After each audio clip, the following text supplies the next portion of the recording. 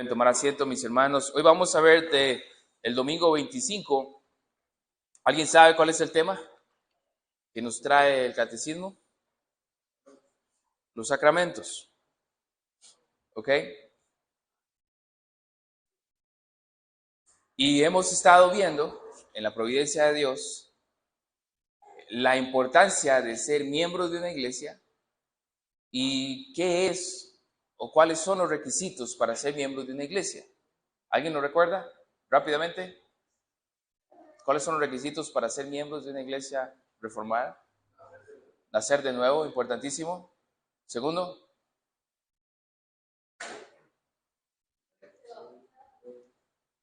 haberse bautizado, ¿verdad? Y ese es el tema que vamos a ver. Y tercero, que comulgue con lo que nosotros creemos, los que son las doctrinas cardinales, esenciales de la fe cristiana que nosotros tenemos o hemos adoptado, ¿verdad? En esta bellísima Confesión de Fe Bautista de Londres de 1689. 32 doctrinas que están muy bien redactadas, con su batería de citas bíblicas que respaldan lo que ahí exponemos y creemos. Citas las cuales, párrafos, los cuales manifiestan lo que creemos de esas doctrinas. Bien, entonces, una de las doctrinas que de hecho en muchas iglesias es mal interpretada y al haber poco estudio y poca profundización en esta doctrina, eso lleva a una mala praxis. A la hora de la práctica, hay muchas cosas que las iglesias, por lo general, y lamentablemente en su gran mayoría, practican erróneamente. Hablando del bautismo, ¿alguien puede acotar qué tipo de prácticas no son bíblicas en cuanto al bautismo? Teniendo en cuenta lo que ustedes acaban de decir, para que alguien sea miembro de una iglesia. Bautismo de niños, y en eso nos vamos a profundizar bastante. No, hoy no, pero esta lección del bautismo nos va a llevar 1, 2 o tal vez 3 domingos. Se bautizan niños. ¿Y cuál es el problema que se bauticen niños? No es el tema de hoy, pero no han nacido nuevo. ¿Y cuál es el requisito para ser miembro de una iglesia? Número 1, nacer de nuevo. ¿Ok? ¿Qué más hay erróneo en las prácticas del bautismo que han visto en las iglesias? La forma. ¿Ah? Le chorrean agua o aspersión, ¿verdad? La aspersión. Usted tiene anécdotas con eso, ¿verdad?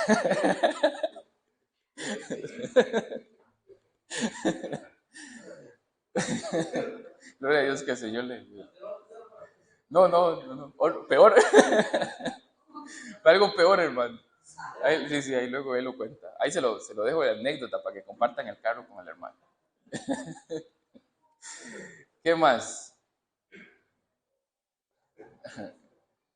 ¿Qué más han visto? Aparte, ok, bautismo de niños no es bíblico, hay que nacer de nuevo, aspersión. Ok. Ajá. Ese es un tema que traemos para hoy. ¿Qué más?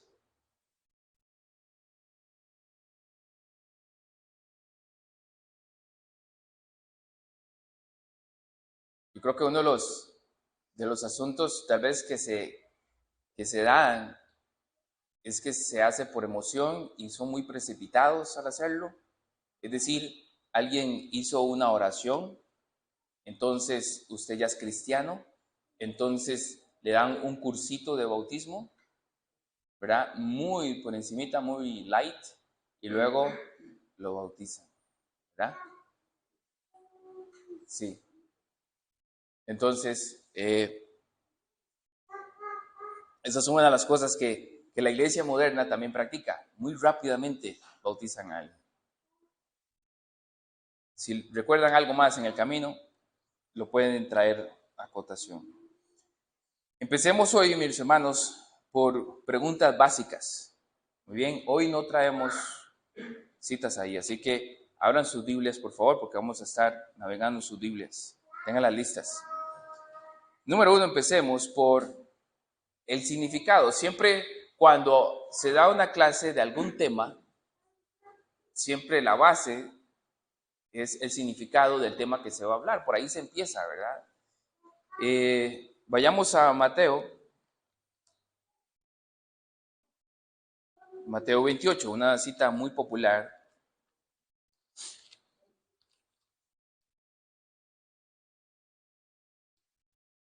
Que nos habla de la famosa Gran Comisión. En Mateo 28, Jesús mismo les dice a sus discípulos, y Jesús se acercó y les habló diciendo, toda potestad me es dada en el cielo y en la tierra. Por tanto, id y haced discípulos a todas las naciones, bautizándolos en el nombre del Padre, del Hijo y del Espíritu Santo, enseñándoles que guarden todas las cosas que os he mandado, y aquí yo estoy con vosotros todos los días hasta el fin del mundo. Ahí tenemos parte de la Gran Comisión. Lo número 1 es ir, ¿verdad? Ya hemos hablado de eso. Ir implica no irse de misionero al África, Afganistán. Si alguien quiere ir de misionero a Israel, ¿verdad? En estos momentos, no creo que haya muchos dispuestos a ir allá. Esa palabra ir es más que eso. Implica, cuando usted fue a la pulpería, hable de Cristo. Cuando fue al supermercado, hable de Cristo. Si fue al colegio, a la universidad. O sea, es mientras viven sus vidas, como cualquier otro terrícola, hable de Cristo. Eso es ir. ¿Y qué va a pasar? Vamos a ser discípulos. Entonces, primero está es predicar el Evangelio, que la persona mastique el Evangelio, digiera el Evangelio, que el Señor haga ese llamado eficaz al corazón, que le dé vida nueva. Entonces, vamos a ver esos frutos de esos discípulos verdaderos, y no ese montón de falsos discípulos que hay en todos lados, sino verdaderos, y entonces podemos proceder a bautizarles. ¿Qué significa el bautismo? Cuando usted va entonces a esta palabra y la analiza en el griego, aquí no habemos profesores de griego, pero la tecnología nos ayuda muchísimo, vemos que significa sumergirse. Eso significa básicamente bautismo. Mantengámoslo sencillo, sumérjalos. Lo que está diciendo Jesús, sumérjalos, bautícenos. Ahora, ¿por qué no tenemos sumérjalos? Porque la palabra bautizar es una transliteración del griego. La transliteración quiere decir que no hay una palabra en español para esa palabra, entonces la traemos del griego y ahora tenemos una palabra en español que para entenderla tenemos que ir incluso al contexto histórico y cultural, y ahí vamos a ir hoy para entender lo básico del bautismo. Sin embargo, ¿qué significa? Bueno, del griego extraemos eso, sumergirse. Por eso, como bien acotaba David, para que sea bíblico, tiene que haber sumersión. No es aspersión, es sumersión. Y todo esto lo vamos a ir desarrollando en estos domingos para que vean la importancia de que sea sumersión y no aspersión, ¿verdad? Porque todo eso trae a colación el simbolismo, el significado, la señal del bautismo. Si ustedes van conmigo a Zacarías está en el Antiguo Testamento, recuerden, es esos profetas menores. Está después de Ageo, antes de Malaquías. Ya con eso les dije, se las facilité, ¿verdad?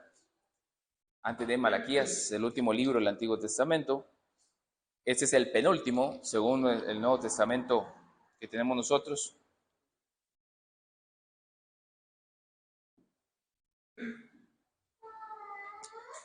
Y vamos a ir al capítulo 13, por favor, de Zacarías. Dice Zacarías 13:1, en aquel tiempo habrá ¿qué? Una fuente, un manantial abierto para la casa de David y para los habitantes de Jerusalén. ¿Para la qué? Purificación de qué? Del pecado y de la inmundicia. Recordemos la pregunta, ¿qué significa el bautismo? Según este texto, ¿qué luz nos arroja en cuanto al significado del bautismo? Este texto apunta ¿a quién? A Cristo.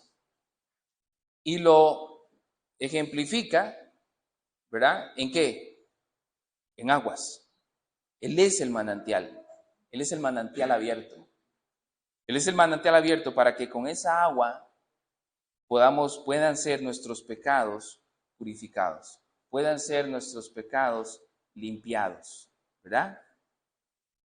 Entonces, el bautismo apunta siempre a Cristo. La cena del Señor apunta ¿a quién? A Cristo. Esos son ejemplos de significados. Cristo es nuestro bautismo. Cristo es esa agua pura que va a purificar nuestro pecado. El agua, literalmente agua, purifica a alguien del pecado.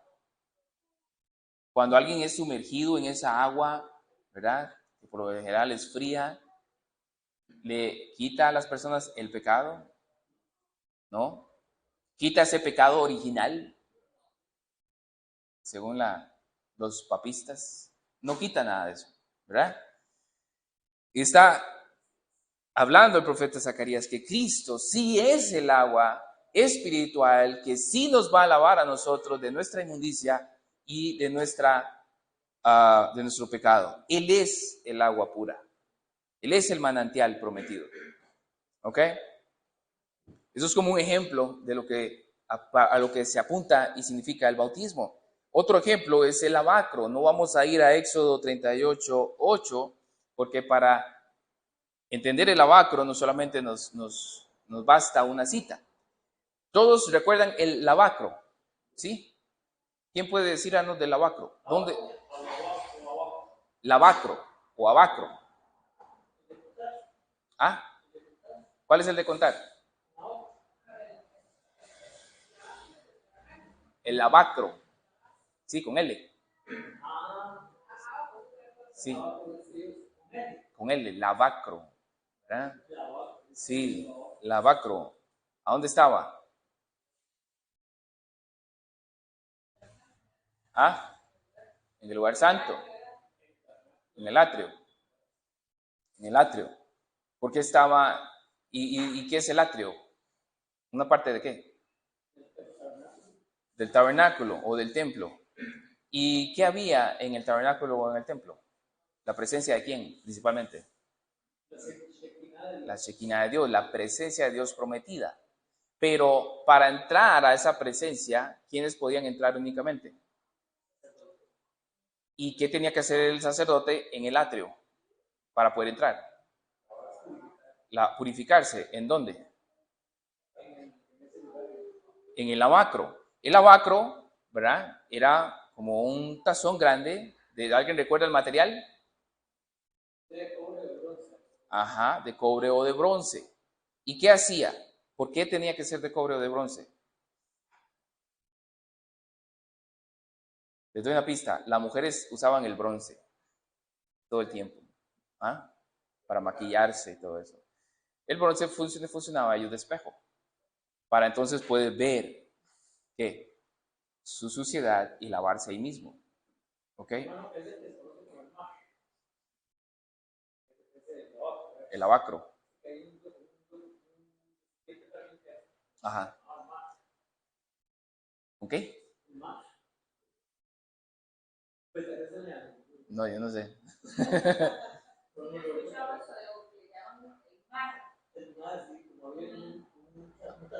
Sí es. Ah, Umar, sí. Ok, pero el punto es ese. Entonces, el tabernáculo era esa fuente de bronce o lavatorio que servía para entonces purificar de los sacerdotes que eran llamados al servicio de Dios, para ofrecer los sacrificios antes de entrar al lugar santo. Ellos tenían que lavarse de su inmundicia. Entonces, ¿qué tiene que ver eso con el bautismo? Si Cristo es quien nos lava de nuestra inmundicia, el lavacro entonces apuntaba a Jesús.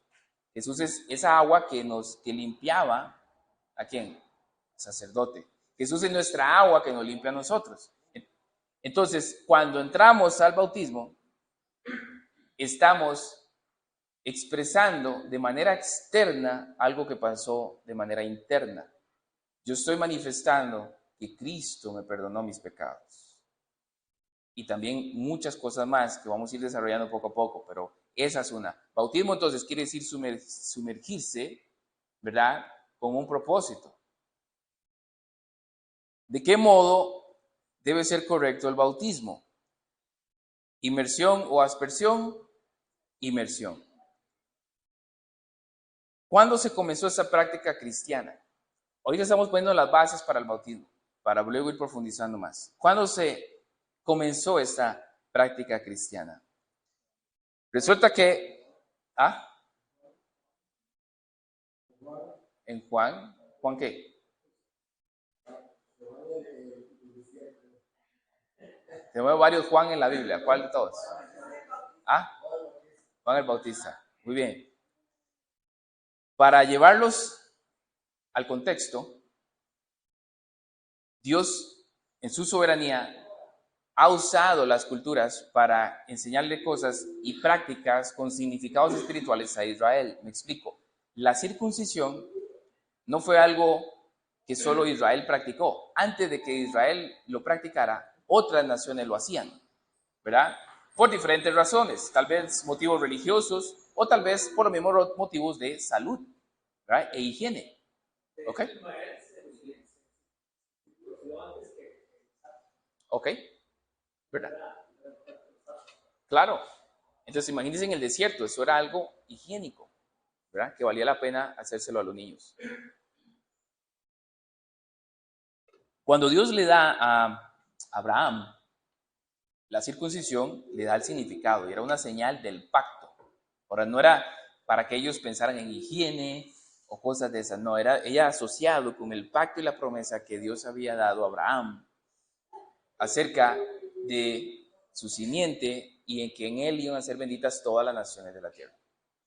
Resulta que cuando viene a darse el bautismo cristiano, ya el bautismo era una práctica en igualmente culturas paganas y también en el judaísmo. Por ejemplo, algunas culturas le atribuían una importancia religioso y simbólica al agua y algunos iban incluso al río Éufrates, al río Indo o al Ganges a bautizarse ahí. ¿Por qué? Porque ellos creían que tenían que cuestiones místicas curativas. Por ejemplo, aquel del estanque, ¿verdad? Es que si yo entro primero al estanque, viene un ángel y no sé qué. Eso era un tipo de bautismo. Ahora bien, ¿cómo lo hacía el pueblo judío? Cuando un gentil, alguien que no es judío, quería hacerse miembro del judaísmo porque él se había vuelto al Dios de Israel, los judíos no lo aceptaban así como así. Había requisitos. Bueno, tenían que entrevistarlo a ver de su fe, ¿verdad? Ver qué creían en cuanto a su fe. Segundo, si no era circunciso, había que circuncidarlo, ¿verdad? Y también lo bautizaban. O sea, la práctica del bautismo, en cuanto a la cultura judía, antes de que viniera Juan el Bautista, ya ellos lo estaban haciendo. El bautismo en sumersión era entonces una forma de usted identificarse y ser aceptado por un grupo en específico, ya sea religioso o incluso un grupo social. Resulta que cuando los judíos bautizaban a un gentil, bueno, tenía que ser en una pila con mínimo 500 litros de agua para que pudiera ser sumergido totalmente. Y noten algo interesantísimo, esa persona era considerada una nueva persona, como si hubiese sido regenerada. Pero era a un punto extremo, hermanos. era considerado alguien nuevo, como si se le estuviera dando literalmente un nuevo nombre e incluso apellidos nuevos, para que ustedes lo comprendan. O sea, imagínense que Andrés se bautiza en el pueblo judío y Andrés, si quiere, se puede cambiar el nombre y hasta los apellidos. Eso implicaba, o sea, para ellos era otra persona, hermanos, totalmente. Y si Andrés quisiera casarse incluso con su hermana, lo podría hacer porque él es otra persona. Si él hubiera querido casarse hasta con su mamá, ellos lo hubieran aceptado porque él era otra persona. Yo comentaba con el hermano pastor eso hoy en la mañana. ¿Se acuerdan el caso de inmoralidad de 1 Corintios capítulo 5? Culturalmente hablando, entonces esa persona probablemente se inició en el cristianismo con el bautismo y todo, teniendo en mente que entonces yo soy otra persona. Entonces yo le puedo entrar a la esposa de mi tata. Yo soy otra persona. ¿Me entienden? Ahora, a los ojos de la conciencia de cualquier persona, eso era una práctica inmoral. Aunque el judaísmo lo viera como usted es otra persona nueva, pero eso no iba a eliminar la moral y que todo el mundo lo viera como algo inmoral. Por lo tanto, fue de mal testimonio, hermano Olga.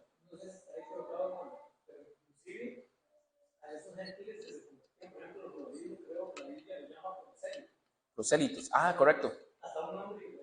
Sí, prosélitos. Entonces, hasta ahí, esos bautismos no eran algo sacro, no era un sacramento, ¿verdad? No era algo santo, ¿verdad? ¿Por qué? Porque eso no era algo santo.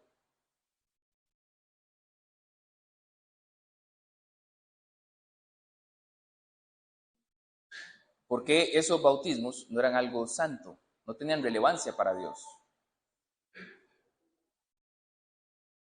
Vayamos a Lucas capítulo 3.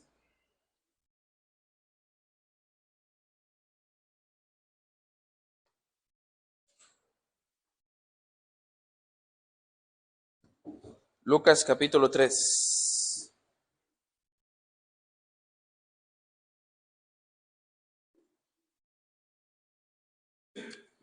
Ahí vamos a ver a Juan el Bautista. Pero yo quiero que notemos algo en el texto.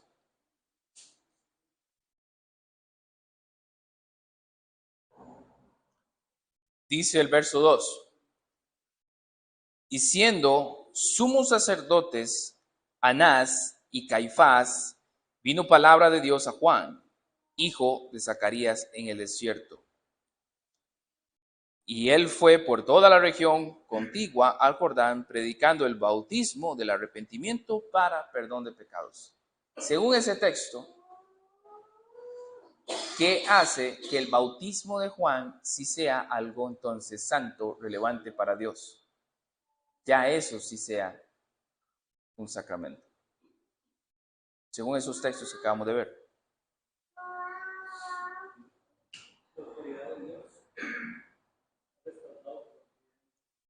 Vino palabra de Dios a Juan. Fue algo instituido por Dios. Juan no estaba haciendo nada. Como buen profeta, él estaba esperando, Dios, ¿qué hago? ¿Qué dices? ¿Qué digo? Ahí estaba. Y en el momento perfecto, Dios le dice a Juan, entonces, ahora sí ve y predica, y predicaba el bautismo. El bautismo de Juan el Bautista fue algo instituido por Dios, venía del cielo. Esa fue la pregunta que le hacían a Jesús, el bautismo de Juan. Bueno, fue la pregunta que Jesús les hizo a los fariseos. ¿Y ustedes qué? ¿El bautismo de Juan de dónde era? ¿De los hombres o del cielo? Ahí los puso entre la espada y la pared, ¿verdad? Y no quisieron responder. Era del cielo. Juan el evangelista nos responde, era del cielo. Entonces, ¿qué hace que la ordenanza del bautismo sea imperativo para el que ha nacido nuevo? El que ha nacido nuevo o dice nacer de nuevo o haber sido nacido del cielo y ni fu ni fa con el bautismo, será nacido nuevo. Porque algo que determina, que muestra los frutos de un nacido nuevo es que quiere ser bautizado. Quiere ser bautizado. ¿Por qué? Porque eso va a dar fe pública en un acto externo de algo que ha ocurrido en lo interno. Y esta lección es bellísima, hermanos. Por eso vamos a llevarnos el tiempo para elaborarla bien, de manera que podamos abordar muchas aristas de este tema.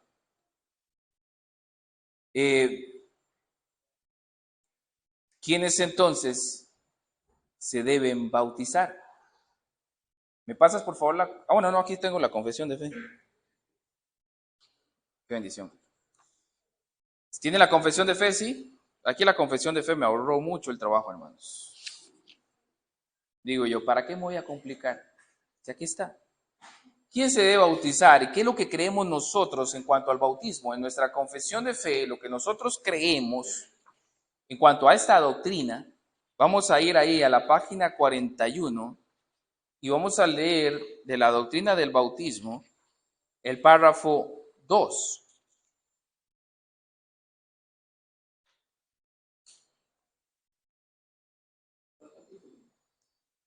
...29... La doctrina 29 del bautismo, párrafo 2. La pregunta es, ¿quiénes entonces se deben bautizar? Y como ya han respondido bien ustedes, pero vamos a leerlo directamente, lo que creemos todos en común, acuerdo de las respuestas que hemos adoptado en la confesión de fe. Del bautismo, doctrina 29, párrafo 2.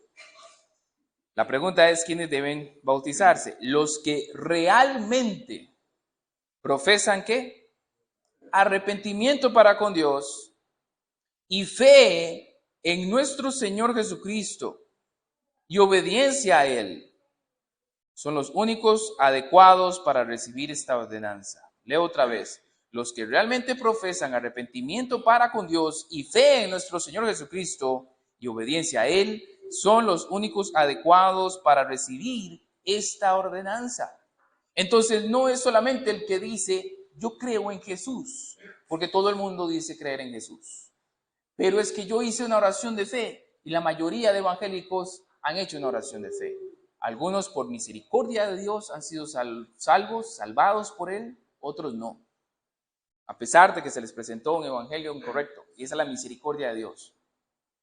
Porque ciertamente Jesús fue predicado. Nosotros no practicamos eso. Pero sí desconfiamos de los que vienen diciendo, yo hice una oración de fe. Y piensan que porque han hecho una oracióncita y que la repitieron, son salvos porque así fueron discipulados.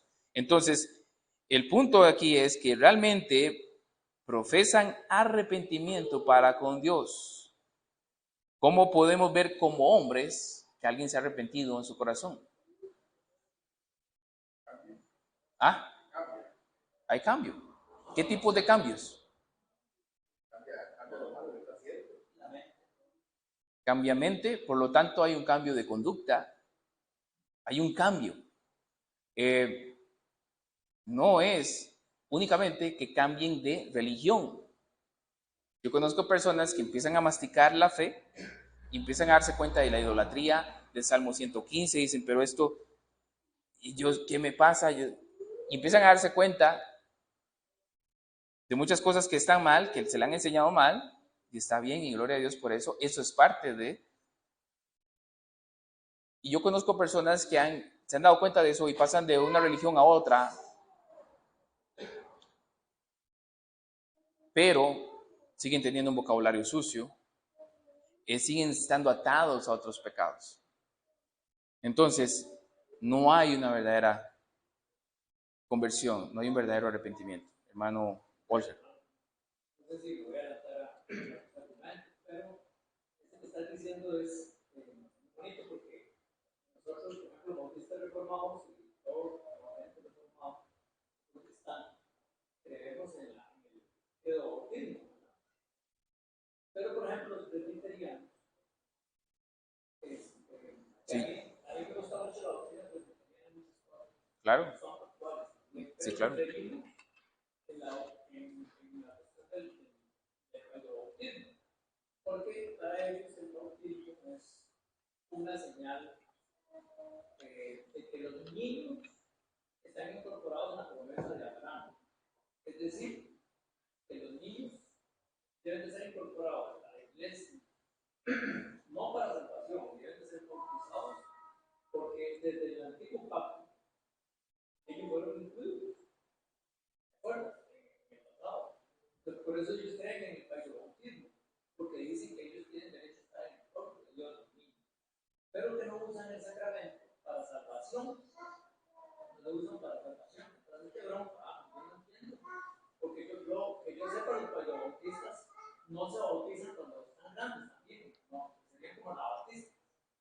Y entonces, ¿cómo será el bautismo en ellos? Es un símbolo del pacto, es un sacramento, pero nosotros creemos que no, que es algo más serio.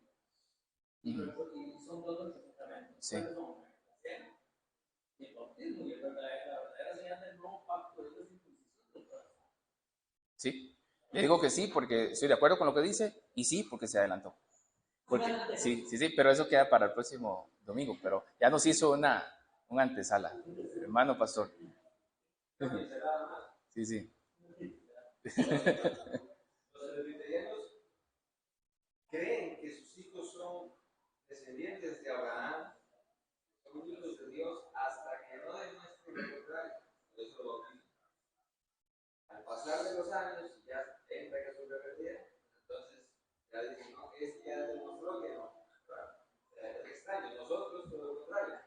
Hasta que una persona no manifieste un cambio, no le vemos que no ha entrado verdaderamente a ese pacto con Dios que pertenece a las promesas de Abraham. Amén. Es cierto, inclusive tienen ellos un dato, hermano, que cuando un niño se va a bautizar, como dice el hermano, ellos le preguntan a los presbíteros, ¿ustedes quieren a la familia? Si ustedes consideran, realmente se ha cumplido eso, que dicen ustedes, él pertenece, que ha habido un cambio, pero no lo bautizan ahora, algo así es complicado. Y sabe, no lo quería tirar ya, pero no resisto la tentación, dijo alguien. Sí, la ventaja que nosotros tenemos como bautistas reformados a los hermanos presbiterianos, y son nuestros hermanos, es que los pastores tenemos a la iglesia como amiga. ¿Por qué? Porque a la membresía entra gente regenerada. Entonces, tenemos a la iglesia como amiga, ¿verdad? Son ovejas pastoreables, no son cabritos. El presbiterianismo, en ese sentido, el pastor tiene a veces a la iglesia como enemiga, porque esas personas no regeneradas ya las admiten en la membresía y son cabritos, no son pastoreables. Entonces tienen a la iglesia como enemiga, ¿me explico? Tienen cizaña donde no debería haber cizaña. Pero en ese sentido tenemos ventajas. Pero, sí. Sí. Estaba leyendo yo en los de Facebook que salió una discusión, no sé si fue el pastor Diego Usted la publicó hace un año, sobre alguien que estaba hablaron del bautismo. ¿Qué fue lo que usted? No recuerdo yo. Muy bonito. ¿Y por qué no bautizamos niños? Yo lo estaba leyendo en la mañana. Y salió una discusión ahí que gente que estaba preguntando, no sé si el hermano Diego usted, de por qué tenían que el bautismo de niños era correcto. Ustedes justifican ahí muy bien en el libro de Hechos que cuando la gente recibió, cuando Pedro predicó, recibió una palabra y después fueron bautizados. Amén. Sí, y yo les voy a dar muchos insumos, eso espero. Por eso esta lección nos vamos a tirar 2 o 3 domingos más, porque tengo ahí bastante material que de verdad quiero compartirlos, porque no queremos ir por estas doctrinas tan por encimita. Si podemos profundizar un poquito más, amén. Es importante, hermanos. Hoy compartía con el hermano pastor y nos damos cuenta que es importante que no nos confiemos en que ya conocemos esto, profundicemos cada vez más, porque eso nos destaca como reformados, ¿verdad? Una pregunta más, 2 más. ¿Quiénes deben bautizar? Que ya sabemos quiénes tienen que bautizar, quiénes deben bautizarse, pero ahora quiénes deben ejercer ese oficio en la iglesia. ¿Ah? Ajá. El pastor dice Vicky, ¿verdad? No puede ser cualquier laico Y ahora, son personas, son oficiales autorizados por la iglesia, ¿verdad? Son oficiales autorizados por la iglesia. Porque de repente si hay una situación de emergencia que el pastor y yo no estemos o algo así, de repente y alguien y queda programado un bautismo, un hermano diácono puede bautizar, pero está la iglesia, ¿verdad? De acuerdo con eso. Casi nunca se da. Casi siempre se coordina para que sean los pastores, ¿verdad? Entonces, eso es orden. No como otro por allá. Está muerto de risa hace rato porque todo le trae la memoria, ¿verdad? Sí, ahí estamos riéndonos los que sabemos. El que no sabe, ahí tiene la oportunidad de conversar con el hermano, de esas anécdotas del hermano. Hermano, yo tengo una duda en Mateo 28. Claro. Dice, ir y, ¿dónde está? Ir y hacer discípulos. Está hablando a los apóstoles. Correcto. A los apóstoles. Hacer discípulos a todas las naciones. Era el mandato. Claro. Empezando con el nombre del Padre, del Hijo y del Espíritu Santo. Ellos iban a bautizar en el nombre del Padre, del Hijo y del Espíritu Santo porque eran la iglesia de Cristo. Pero resulta que ahora la gran comisión es para todos nosotros, ¿sí o no? Correcto. Pero nosotros no podemos bautizar. ¿No? Entonces hay que interpretar que enseñándoles que guarden todas las cosas que os he mandado. Y aquí yo estaré con vosotros todos los días hasta el fin del mundo. ¿Quién hace error? ¿Quién hace ese error? La iglesia de Cristo. Pero nosotros vamos y bautizamos y tratamos de invitar a la persona a que vaya a discipularse y aprender a la iglesia y lo que pueda ser bautizado. Porque yo no tengo la autoridad. Correcto. La iglesia discipula. Aquí no estamos discipulando, ¿verdad? Los pastores, los pastores hayan autorizado también para enseñar también a otros, también están haciendo ese rol. Pero exacto, es la iglesia la que vamos discipulándonos, es acá. Y esta es una parte que muchas personas, cuando se dan cuenta de cómo estamos nosotros funcionando y les enseñamos, el culto empieza después del discipulado teológico, ¿qué estamos viendo aquí? Que hay gente que llega al culto, pero se está perdiendo esa parte de discipulado. Algunos la están viendo por internet y gloria a Dios por eso. Pero no es lo mismo que se la están viendo allá que estén aquí. Porque algunos comentarios de ustedes que son bellísimos y dan al punto, se los están perdiendo. Hermano pastor. Cometen errores de interpretación cuando se toma un texto histórico como Mateo 28. Quieren aplicarlo literalmente a cada persona. Ajá. No, es un libro histórico que relata lo que sucedió con sus discípulos. Queremos preguntarnos, ¿quién puede bautizar? Tenemos que ir a las cartas, a ver cómo las cartas interpretan cada punto de este tema histórico. No tomarlo tal cual como una doctrina para ellos. Amén. Y la última, dos preguntas más, son muy fáciles, ya se nos acabó el tiempo. ¿Produce el bautismo fe para salvación? ¿Produce el bautismo fe para salvación? Porque hay gente que dice, yo quiero bautizarme, y cuando uno los entrevista, porque piensan que ahí van a ser perdonados, ahí van a recibir frescura al Espíritu Santo, y todavía tienen un cierto misticismo en ellos. ¿Produce ese bautismo en agua fe? Absolutamente no. Pregunta B, ¿fortalece la fe? Sí, por supuesto. Si se entiende lo que se va a hacer. Ahora, hermanos, y eso es lo bellísimo de esto, no solamente va a fortalecer la fe del que está siendo bautizado, debería fortalecer la fe de todos por lo que se va a hacer. Y cuando entendamos esto y lo refresquemos, yo quiero, hermanos, que oremos, de verdad, como iglesia, los jueves, y dejarles esa tarea a ustedes, es más, desde ya, oremos para que Dios nos conceda más bautizos.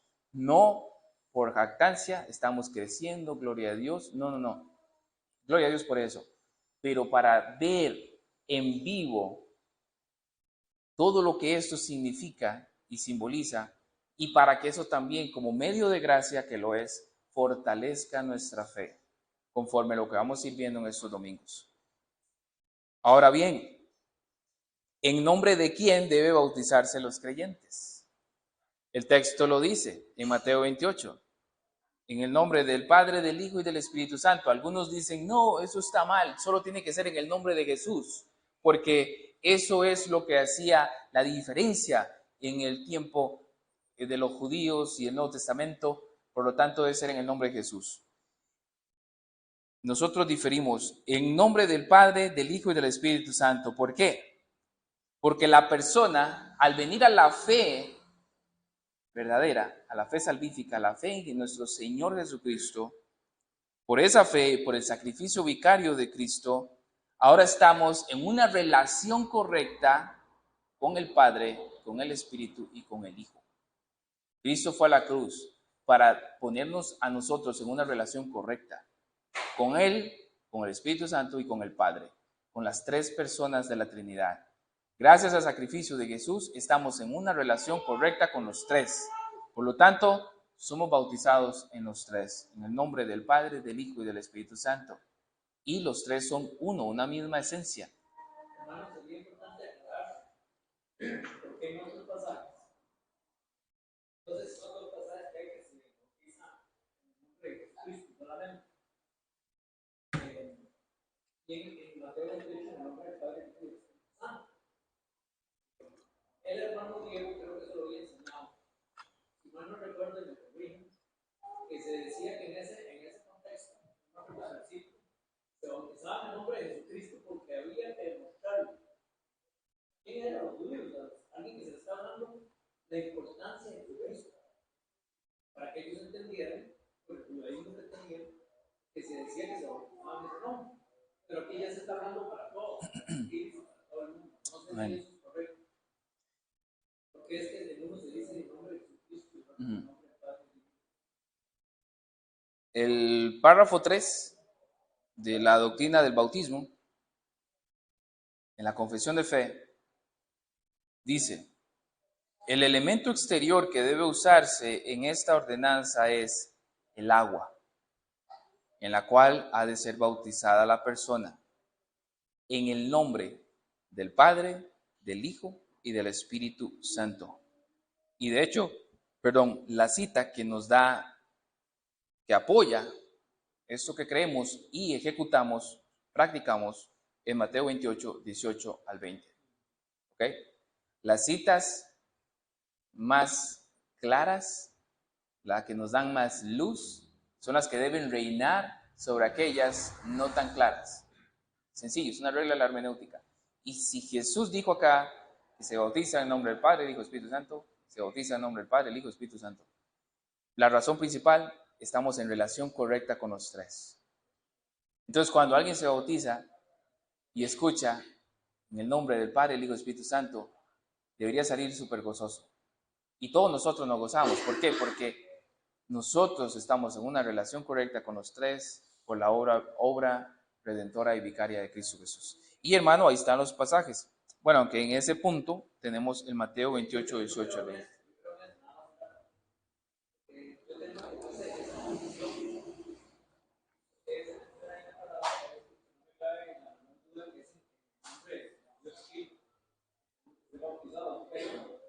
Yo me acuerdo que el pastor había enseñado que esos pasajes Ok. era una dudilla. Vamos a profundizar en eso para hablar de hoy mucho. Oramos. ¿Algún comentario? ¿Alguna duda? ¿Alguien que quiera bautizarse? Padre Santo, te damos gracias. Tú eres bueno y maravilloso. Hemos apenas, Señor, montado un poquito de base para esta hermosa doctrina. Es bellísimo, Señor, cómo apunta a Jesús. Los símbolos, las señales que tú nos dabas en el Antiguo Testamento. Y, Señor, ayúdanos a comprometernos con esta tarea de llevar en nuestras oraciones privadas y públicas en estos jueves, clamarte a ti para que tú nos concedas nuevamente ver gentes, personas salvas, regeneradas en las aguas bautismales. Y que podamos, Señor, ser beneficiarios de ese medio de gracia. Yo creo que todos los años, Señor, tú quieres que tengamos esa experiencia durante el culto público, ver personas saliendo de las aguas. Y que eso sea un consuelo, que eso sea, mi Dios, un medio de gracia a nosotros, que nos fortalezca de verdad. Que podamos recordar el día que nosotros también nos fuimos sumergidos en el agua y salimos de ahí. Y con todas las implicaciones de eso que vamos a estar viendo en esos próximos domingos. Gracias te damos, oh Padre Celestial. Bendice ahora el refrigerio, bendice el culto. Y gracias por ese tiempo. En Cristo Jesús oramos. Amén y amén. El Señor les continúe bendiciendo, hermanos.